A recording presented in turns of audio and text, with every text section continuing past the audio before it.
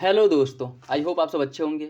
साथियों, हम लोग उत्तर प्रदेश आर ओ 2023 के लिए प्रैक्टिस सेट सॉल्व कर रहे हैं, जिसके अंतर्गत सामान्य अध्ययन पेपर फर्स्ट के महत्वपूर्ण प्रश्नों को सॉल्व किया जा रहा है।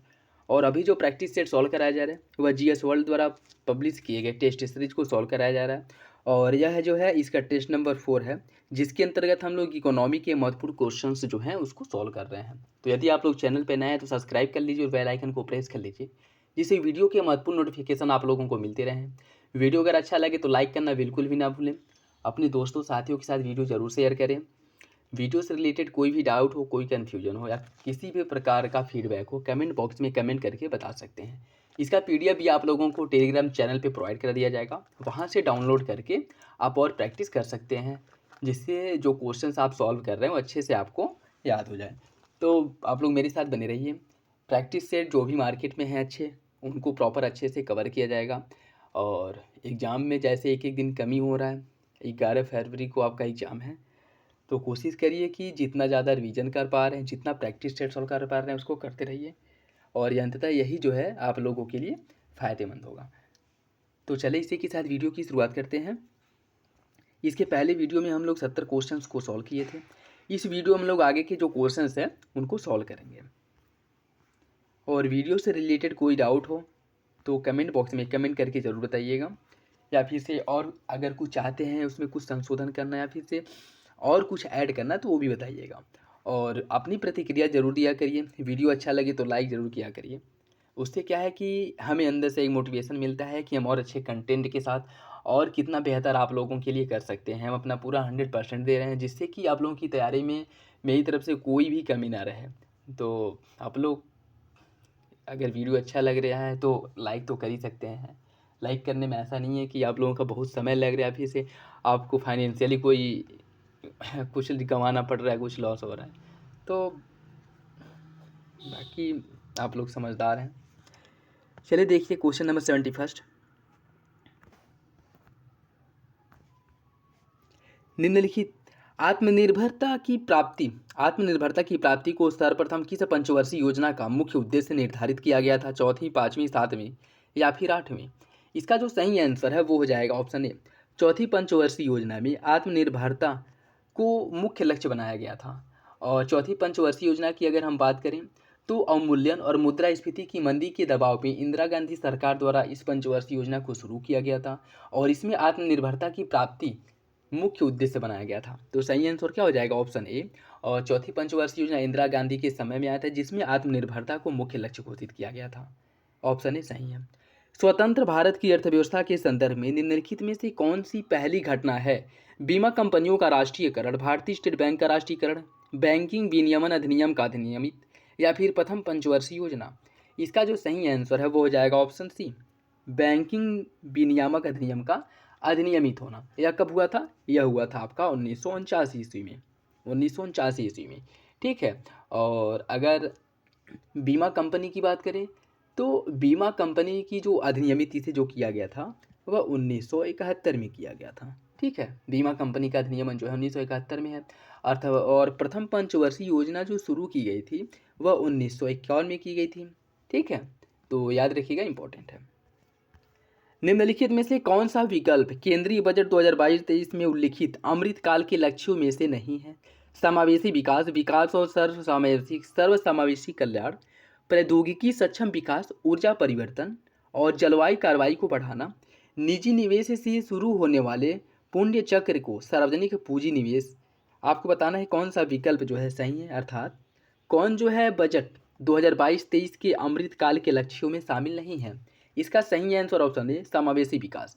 यह जो है अमृतकाल के लक्ष्यों में शामिल नहीं है, जबकि विकास और सर्वसमावेशी विकास, प्रौद्योगिकी सक्षम विकास, ऊर्जा परिवर्तन और जलवायु को बढ़ाना, निजी निवेश से शुरू होने वाला पुण्य चक्र, सार्वजनिक पूंजी निवेश, ये सभी जो है बजट 2022-23 के अमृतकाल के लक्ष्यों में शामिल है। तो इसका सही आंसर क्या हो जाएगा? Option A.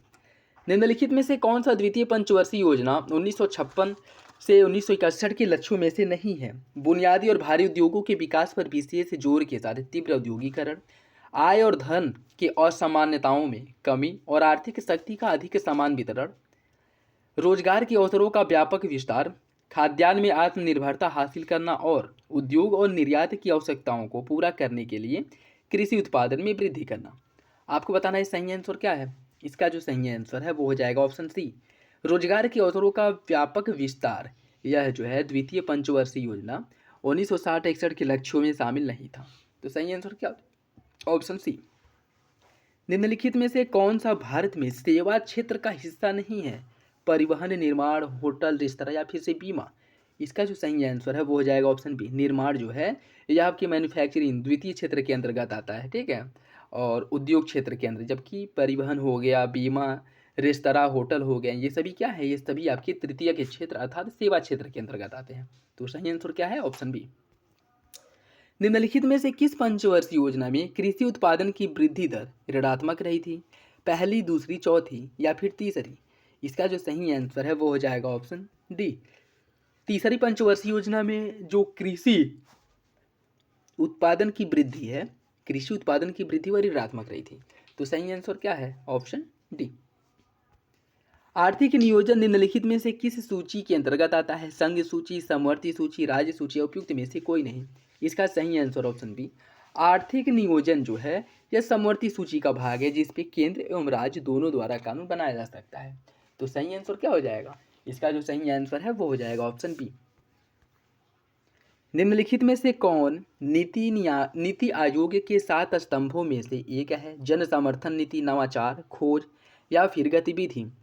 आपको बताना है कौन नीति आयोग के 7 स्तंभों में से एक है।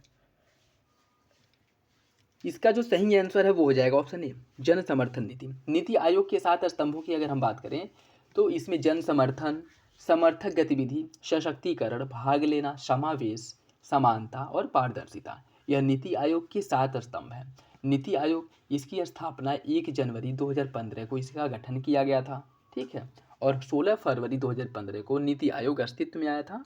और यह इसके 7 लक्ष्य, 7 स्तंभ हैं जिनके बेस पे यह काम करता है। तो सही आंसर क्या हो जाएगा, ऑप्शन ए।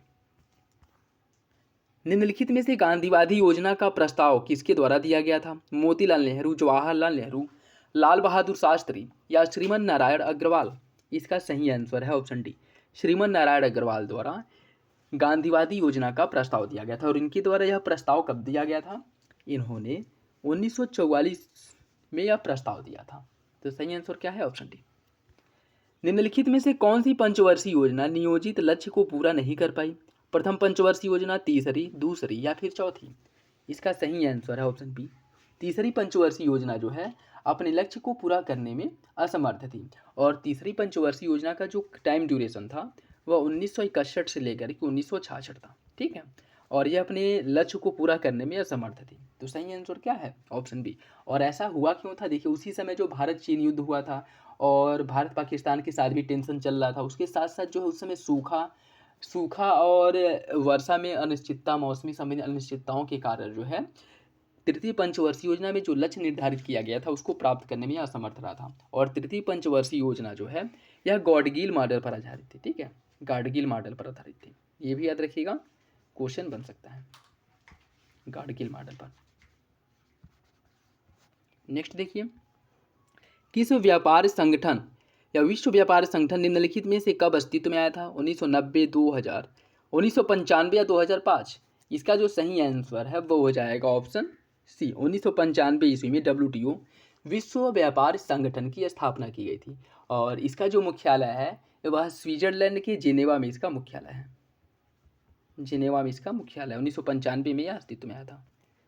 उत्तर प्रदेश में मोटे अनाज की फसलों की खेती को बढ़ावा देने, आच्छादन बढ़ाने, उत्पादन तथा उत्पादकता में वृद्धि कर मूल्य संवर्धन और विपणन की व्यवस्था के लिए किस स्थान पर international trade fair on millets and organic 2023 का आयोजन किया गया है। International trade fair on millets and organic 2023 का आयोजन कहाँ किया गया था, लखनऊ, बेंगलुरु, दिल्ली या फिर जयपुर। इसका जो सही आंसर है वो हो जाएगा ऑप्शन बी, बेंगलुरु में इसका आयोजन किया गया था, ठीक है। और इसमें जो है मोटे अनाजों की फसलों की खेती को बढ़ावा देने के लिए, कवरेज बढ़ाने, उत्पादन और उत्पादकता को बढ़ाने के लिए बेंगलुरु में इंटरनेशनल ट्रेड फेयर ऑन बाजार एंड ऑर्गेनिक 2023 का आयोजन किया गया था। सही आंसर है ऑप्शन बी। प्रधानमंत्री नरेंद्र मोदी ने वीडियो कॉन्फ्रेंसिंग के माध्यम से उत्तर प्रदेश के किस जिले में आयोजित सांसद खेल महाकुंभ 2022-23 के दूसरे चरण का उद्घाटन किया है? बलिया, बस्ती, इटावा या फिर लखनऊ? इसका सही आंसर है ऑप्शन बी। इसका जो उद्घाटन किया गया है बस्ती में किया गया था। ऑप्शन बी सही है। उत्तर प्रदेश के किस स्थान पर केंद्रीय स्वास्थ्य मंत्रालय ने देश के पहले स्पाइनल इंजरी रिहैबिलिटेशन सेंटर खोलने की सैद्धांतिक मंजूरी दी है? लखनऊ, प्रयागराज, बनारस या फिर ग्रेटर नोएडा? इसका सही आंसर है ऑप्शन सी, बनारस में। बनारस में जो है खोला जाएगा एक केंद्रीय क्या स्पाइनल इंजरी रिहैबिलिटेशन सेंटर की स्थापना की जाएगी बनारस में। देश का पहला वेस्ट टू कोल प्लांट यह उत्तर प्रदेश के किस जिले में बनाया जाएगा? प्रतापगढ़, वाराणसी, प्रयागराज या फिर लखनऊ? इसका निर्माण भी वाराणसी में किया जाएगा। तो इसका सही आंसर क्या हो जाएगा? Option B. उत्तर प्रदेश राज्य बोर्ड ने अब शहरी क्षेत्रों में नए निजी स्कूल खोलने के लिए कितने वर्ग मीटर भूमि का होना अनिवार्य कर दिया है? 3000 वर्ग मीटर, 3500, 2000 या 4500? इसका सही आंसर है ऑप्शन ए 3000 वर्ग मीटर। पहले कितना था? पहले 650 वर्ग मीटर था, जिसको बढ़ा करके 3000 वर्ग मीटर कर दिया गया है। तो सही आंसर क्या होगा? Option A. निम्नलिखित में से किस राज्य की तर्ज पर अब उत्तर प्रदेश में खेती का सर्वे किया जाएगा? केरल, तमिलनाडु, आंध्र प्रदेश या फिर कर्नाटक? इसका सही आंसर है ऑप्शन डी, कर्नाटक की तर्ज पे अब उत्तर प्रदेश में भी कृषि सर्वेक्षण किया जाएगा। तो सही आंसर क्या है? Option D. दोस्तों वीडियो अगर अच्छा लगे तो रिक्वेस्ट है आप लोगों से लाइक जरूर कर दिया करिए। नेक्स्ट देखिए, उत्तर प्रदेश के निम्नलिखित में से किस जिले में देश के पहले सार्वजनिक परिवहन रोपवे के निर्माण के लिए 200 करोड़ रुपए की स्वीकृति दी गई है? प्रयागराज, वाराणसी, लखनऊ या फिर कानपुर? इसका सही आंसर है ऑप्शन बी, वाराणसी में जो है भारत के पहले रोपवे सेवा जो सार्वजनिक रोपवे है उसका निर्माण किया जाएगा। ऑप्शन बी सही है। राष्ट्रीय जलीय जीव गंगा डॉल्फिन उत्तर प्रदेश राज्य के किस जिले में पाई जाती है? मिर्जापुर, कानपुर, बहराइच या फिर लखीमपुर खीरी? इसका सही आंसर है ऑप्शन बी, जो गंगा डॉल्फिन है यह उत्तर प्रदेश के 2 जिलों मिर्जापुर और सोनभद्र में पाई जाती है। तो सही आंसर क्या है? ऑप्शन ए, मिर्जापुर और सोनभद्र में यह पाई जाती है। सोनभद्र में। उत्तर प्रदेश राज्य में लखनऊ के समीप किस वन में लुप्तप्राय प्रजातियों के लिए प्रजनन केंद्र की स्थापना की गई है? कुकरेल वन में, कतरनिया वन में, दुधवा वन में या उपयुक्त में से कोई नहीं? इसका जो सही आंसर है वो हो जाएगा ऑप्शन ए, कुकरेल वन में इसकी स्थापना की गई है। उत्तर प्रदेश राज्य का सबसे पुराना वन्यजीव विहार कौन सा है? बखिरा वन्यजीव विहार, कतरनिया वन्यजीव विहार, ओखला वन्यजीव विहार या फिर चंद्रप्रभा वन्यजीव विहार? इसका जो सही आंसर है वो हो जाएगा ऑप्शन डी, चंद्रप्रभा वन्यजीव विहार। यह उत्तर प्रदेश का सबसे पुराना वन्यजीव विहार है। ठीक है, इसकी स्थापना कब की गई थी? चंद्रप्रभा वन्यजीव विहार जो है इसकी स्थापना 1957 ईस्वी में की गई थी और यह उत्तर प्रदेश का सबसे पुराना वन्यजीव विहार है। ठीक है, ऑप्शन डी सही है।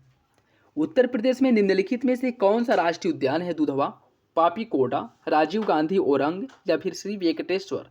इसका सही आंसर है ऑप्शन ए, दुधवा राष्ट्रीय उद्यान यह उत्तर प्रदेश में है। पापीकोंडा राष्ट्रीय उद्यान है यह कहाँ पे है? यह आपके आंध्र प्रदेश राज्य में है। राजीव गांधी या ओरंग राष्ट्रीय उद्यान, ठीक है, इसे राजीव गांधी राष्ट्रीय उद्यान या ओरंग राष्ट्रीय उद्यान के नाम से भी जाना जाता है, यह आपके असम राज्य में है। यह असम राज्य में है। और श्री वेंकटेश्वर राष्ट्रीय उद्यान जो है यह कहाँ पे है? यह भी आपके आंध्र प्रदेश राज्य में है। तो याद रखिएगा, इंपॉर्टेंट है। मार्च 2023 तक देश में दिल्ली मेट्रो रेल के पश्चात दूसरी सबसे लंबी मेट्रो रेल निम्नलिखित में से किस शहर में स्थित है? कोलकाता, मुंबई, बेंगलुरु या फिर हैदराबाद? इसका सही आंसर ऑप्शन सी, बेंगलुरु में। मार्च 2023 में उपभोक्ता मामलों के विभाग ने निम्नलिखित में से किस की अध्यक्षता में तूर के स्टॉक की निगरानी के लिए समिति का गठन किया है? इसका जो सही आंसर है वो हो जाएगा ऑप्शन बी, निधि खरे की अध्यक्षता में गठन किया गया है एक समिति का। निम्नलिखित में से किस भारतीय मूल की महिला को कनेक्टिकट राज्य अमेरिका की पहली एशिया सहायक पुलिस प्रमुख नियुक्त किया गया है? शांति सेठ अरोड़ा, मनप्रीत मोनिक सिंह या मनप्रीत कोलन? इसका सही आंसर ऑप्शन डी, मनमीत कोलन को नियुक्त किया गया। ऑप्शन डी सही है। वन्यजीव संरक्षण पुरस्कार 2023 से निम्नलिखित में से किसे सम्मानित किया गया है? साजिद मीर, शेख अहमद, आलिया मीर या फिर शबनम शेख? इसका जो सही आंसर है वो हो जाएगा ऑप्शन सी, आलिया मीर को जो है इस पुरस्कार से सम्मानित किया गया है और इनका जो संबंध है वो कश्मीर से है और कश्मीर, यह पुरस्कार पाने वाली कश्मीर की पहली महिला है। ठीक है, तो इम्पॉर्टेंट है, और जम्मू कश्मीर से बिलोंग करते हैं इसलिए और इम्पॉर्टेंट हो जाता है। तो याद रखिएगा ऑप्शन सी सही है। एक मिश्रित अर्थव्यवस्था मुख्यतः किसके माध्यम से कार्य करती है? बाजार क्रियाविधि, केंद्रीय आवंटन मशीनरी, सरकार नीति द्वारा विनियमित बाजार तंत्र, या सरकार भागीदारी और योजना द्वारा निर्देशित बाजार तंत्र। इसका सही आंसर ऑप्शन डी, सरकार की भागीदारी होती है और योजना द्वारा जो बर्दाश्त है बाजार है उसको कंट्रोल किया जाता है, उसको निर्देशित किया जाता है। ठीक है, कि मतलब वो अपनी मनमानी ना कर पाए, इसलिए समय समय पर सरकार द्वारा गाइडलाइन जो है वो जारी की जाती है। तो सही आंसर क्या हो जाएगा? Option D. निम्नलिखित में से कौन सा विभाग भारत की जीडीपी की गणना करता है? वित्त मंत्रालय, नीति आयोग, केंद्रीय सांख्यिकी कार्यालय, या राजस्व विभाग? इसका सही आंसर है ऑप्शन सी, केंद्रीय सांख्यिकी कार्यालय द्वारा भारत की जीडीपी की गणना की जाती है। निम्नलिखित में से अंत्योदय कार्यक्रम का उद्देश्य क्या है? इसका जो सही आंसर है वो हो जाएगा ऑप्शन डी, गरीबों में सबसे अधिक गरीबों की सहायता करना। अंत्योदय मतलब जो अंतिम स्थान पर है, अंतिम पायदान पर है, उसका भी उदय। ठीक है, तो सही आंसर क्या हो जाएगा? Option D. गैर निष्पादित परिसंपत्ति अर्थात एनपीए, नॉन परफॉर्मिंग एसेट शब्द का संबंध किससे है? इसका जो संबंध है वो बैंकिंग क्षेत्र से है। ठीक है, ऑप्शन डी सही है। न्यू इंडिया लिटरेसी प्रोग्राम के संदर्भ में निम्नलिखित कथनों पर विचार कीजिए। इस योजना का लक्ष्य 15 वर्ष और उससे अधिक आयु वर्ग के 5 करोड़ निरक्षरों को साक्षर करना है। 2022 से 27 की अवधि के लिए इस योजना को प्रारंभ किया गया था। इसका सही आंसर ऑप्शन सी, दोनों विकल्प सही हैं।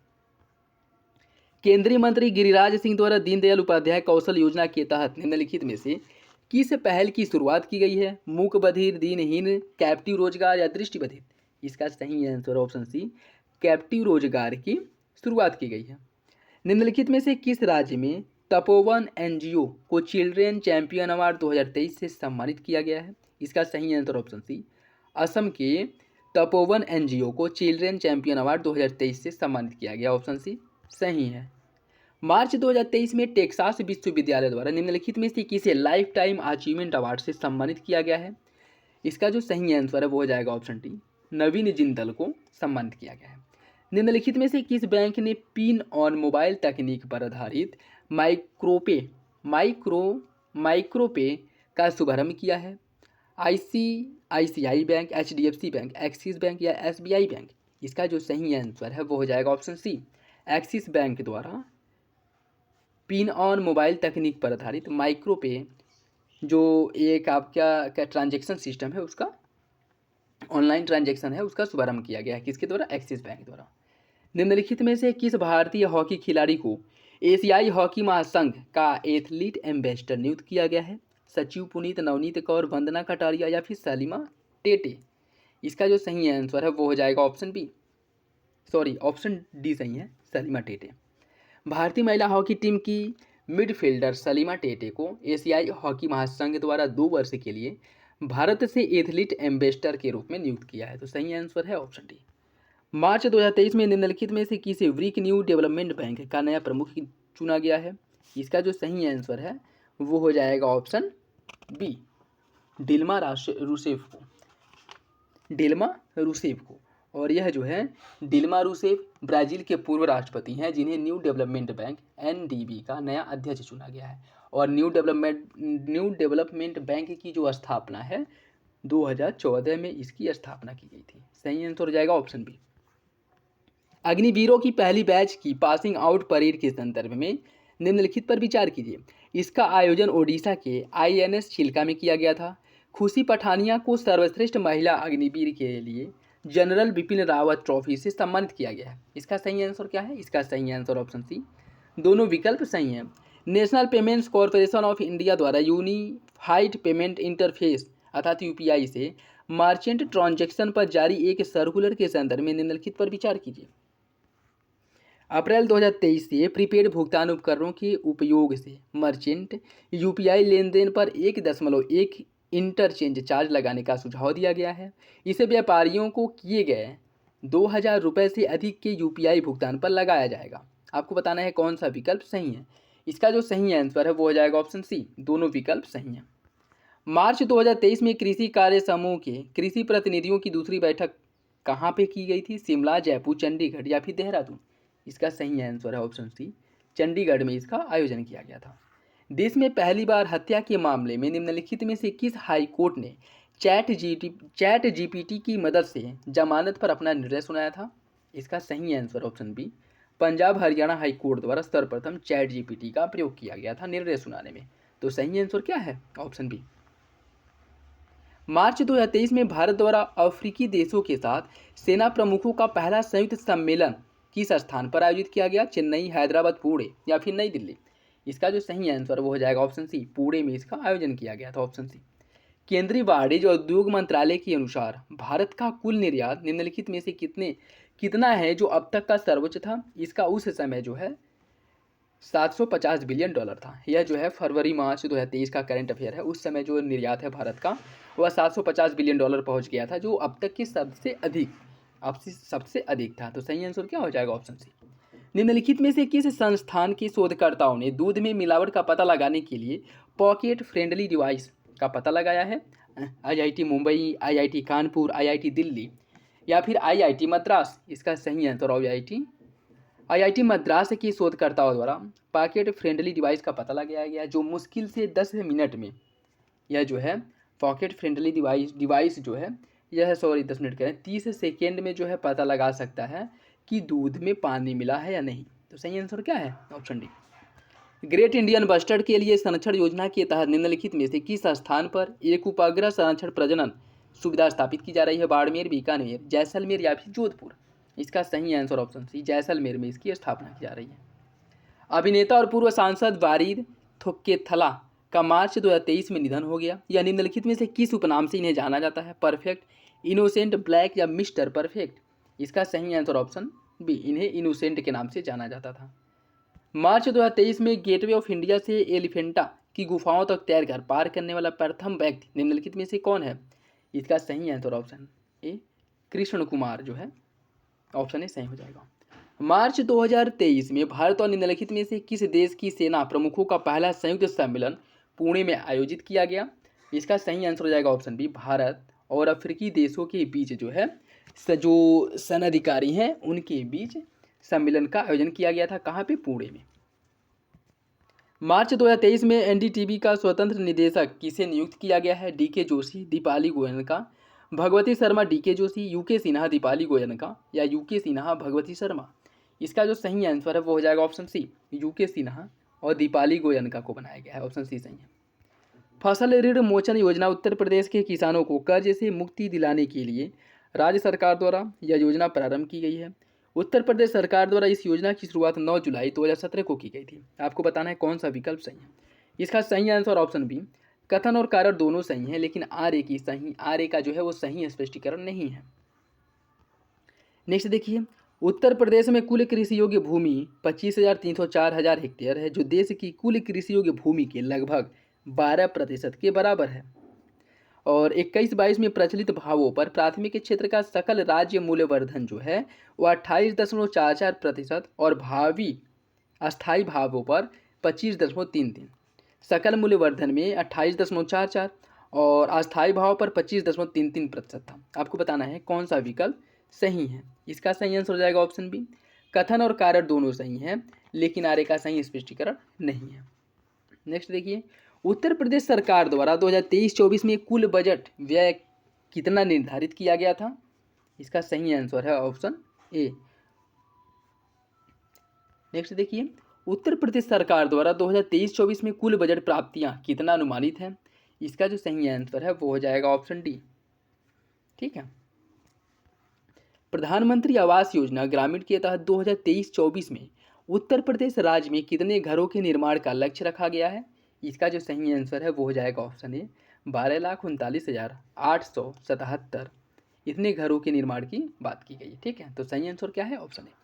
उत्तर प्रदेश सरकार द्वारा महात्मा बुद्ध कृषि एवं प्रौद्योगिकी विश्वविद्यालय की स्थापना किस जिले में की जाएगी या किस जिले में करने की घोषणा की गई है? श्रावस्ती, वाराणसी, कुशीनगर या फिर सोनभद्र? इसका सही आंसर ऑप्शन सी, कुशीनगर में इसकी स्थापना करने की घोषणा की गई है। उत्तर प्रदेश सरकार द्वारा 2023-24 के बजट के संदर्भ में सूची फर्स्ट को सूची सेकेंड से सम्मिलित करना है। कुछ ऑपरेशंस दिए गए हैं और उस पर व्यय दिया गया है कि किस पे कितना खर्च करने की बात की गई है। ऑपरेशन कायाकल्प पर कितना खर्च किया जाएगा? ऑपरेशन कायाकल्प पे जो है 1000 करोड़ रुपए व्यय किया जाएगा। पीएम श्री पर कितना व्यय किया जाएगा? 510 करोड़ रुपया पीएम श्री पर व्यय किया जाएगा।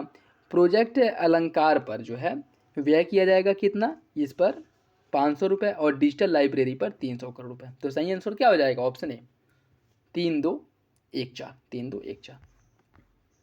मुख्यमंत्री कन्या सुमंगला योजना के तहत प्रति लाभार्थी कितने रुपए की राशि प्रदान की जाती है? इसका सही आंसर है ऑप्शन सी 15,000 रुपये दिया जाता है। प्रधानमंत्री स्वनिधि योजना के तहत उत्तर प्रदेश में कितने लाख पथ रेहड़ी विक्रेताओं को ऋण वितरित किया गया था? इसका जो सही आंसर है वो हो जाएगा ऑप्शन ए 10.33 लाख। इतना जो है रेहड़ी विक्रेताओं को ऋण उपलब्ध कराया गया था। किसके तहत? प्रधानमंत्री स्वनिधि योजना के तहत। ठीक है, तो सही आंसर है ऑप्शन ए। निम्नलिखित में से किस क्षेत्र में उत्तर प्रदेश राज्य भारत में पहले स्थान पर है?